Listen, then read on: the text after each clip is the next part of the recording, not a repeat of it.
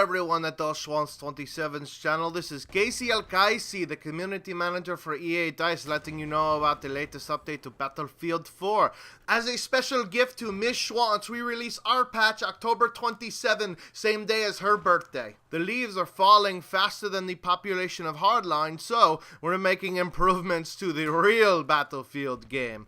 This means that we've still hit our once per season quota for fixing our game. I'll try to condense 30 pages of patch notes into consumable form instead of trying to decipher a myriad of confusing pictures. Speaking of things we do every time a patch comes out, there's brand new free DLC map, which is the Community Map Project. The properties and features of the map were voted on by the community in a turnout that would put November 3rd to shame. You Bush Wookiees sure know how to come out of your dark holes for your opinion, much like everything else on internet. One wonders why you can't do that to play a game. Anyways, the map, very originally named Operation Outbreak, is a medium-sized infantry-focused map based in the jungle with massive destruction but no one single levolution event. Basically, people wanted Bad Company too. Fellas, get over it. Being able to go prone is here to stay. But we will have a new battle pickup as homage to Rambo, since we're in jungle like Guns N' Roses, a M60 ULT, which is a hipfire only LMG with frag rounds. Oh, and don't worry, we've learned our lesson from Battlefield 3 with the USAS 12 frag round, so it's not a Hiroshima machine.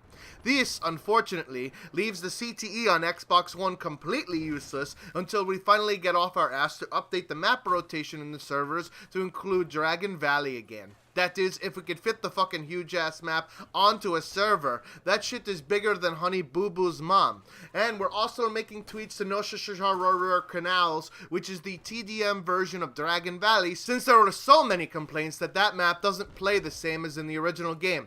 No shit, Sherlocks. When you take a map out of a past game and put it into new game, it will play differently because game is different. Nostalgia, not marijuana, kills, folks. Next huge change is adjustment to all of the vehicles we made. Basically, we made it much easier to vehicle whore in this game, which will be sure to annoy people that don't need to get into a vehicle to get kills because they actually have some semblance of gun skill. As a matter of fact, the only vehicle that wasn't buffed was the mobile anti-air, which got a range reduction, so you fucknuggets might have to actually come out of the comforts of your own spawn and cross the out of bounds line. I'm not sure that some of these shit buckets have even seen what an objective looks like. In terms of common weapons to all vehicles, we kept the same philosophy of helping out shit kids and decentivizing skill weapons. We buffed heat-seeking fire and forget missiles, passive radar, and passenger weapons like gunner incendiary and bolt miniguns for those that can't multitask by driving and shooting at the same time.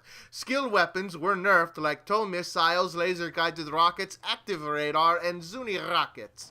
Additionally, countermeasures for all vehicles were buffed so that you can't shoot a jet out of the sky or blast a tank to smithereens as easily. But remember, using non-lock-on rocket will fly swat pretty much anything, so get good, you infantry fucks. For individual vehicle tweaks, we buffed air vehicles to be able to get low like a Yin Yang Twins song in order to break locks and have critical hits less likely to result in a Sonny Bono-like crash into a tree.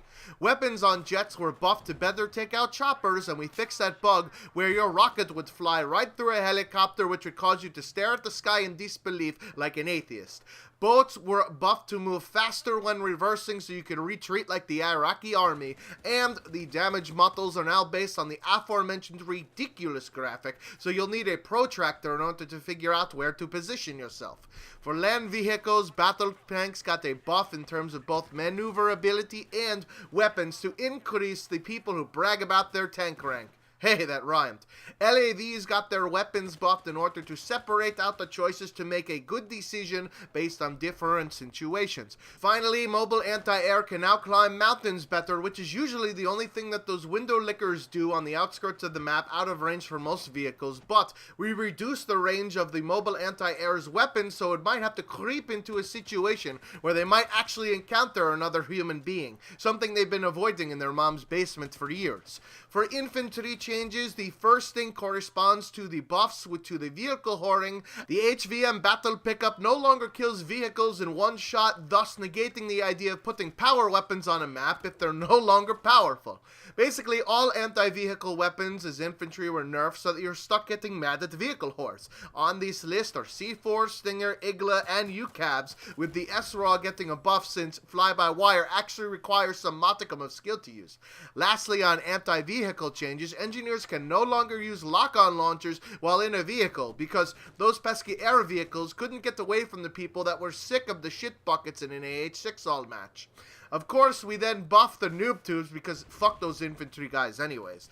To appease to those kids that complain about this weapon class in every single FPS game, the shotguns were nerfed across the board, even though the semi-automatic skillless wonders are still viable, even with the ammo and range reduction. We also reduced the amount of time for a mortar or grenade resupply from ammo box from an eternity to an eon, so that people won't croak while waiting for those explosives.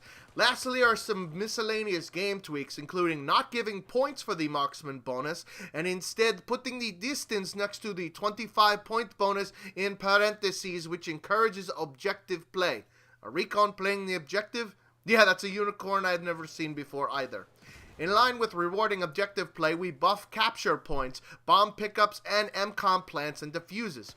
We improved the netcode to enable those high tick rate servers we've been talking about for months on end, and added tracking properties which include latency variation, packet loss, and counters for client versus server objects.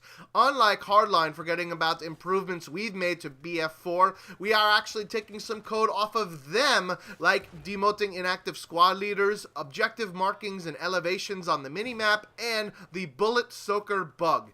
There's so many things in here that I'll let you read the 30-page patch manual. Oh, who am I kidding? People don't read nowadays. They're too busy melting their brains with video games. Wait, what? Halo 5 came out the same day as our patch? Well, fuck. Hopefully 343 still hasn't figured out matchmaking algorithms so that people will run back to our game that actually works. Yes, of course we have a right to make fun of another development company that had a disastrous launch but then fixed it after months of hard work, don't we? What do you mean, pot calling kettle black?